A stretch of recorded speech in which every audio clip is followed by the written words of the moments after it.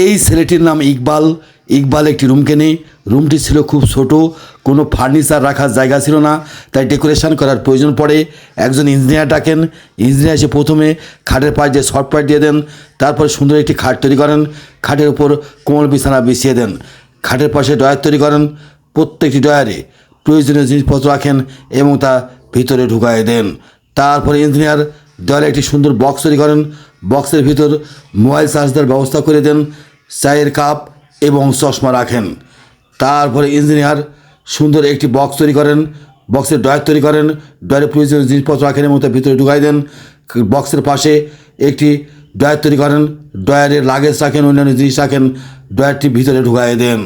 তারপরে ইঞ্জিনিয়ার সুন্দর একটি বুক সেলফ তৈরি করেন, প্রয়োজনীয় বইপত্র রাখেন। তারপরে ইঞ্জিনিয়ার ড্রয়ার সিস্টেমের একটি টেবিল তৈরি করেন। টেবিল উপর ল্যাম্প রাখেন, ল্যাপটপ রাখেন। তারপরে ইঞ্জিনিয়ার সুন্দর একটি বুক সেলফ তৈরি করেন, প্রয়োজনীয় বইপত্র রাখেন।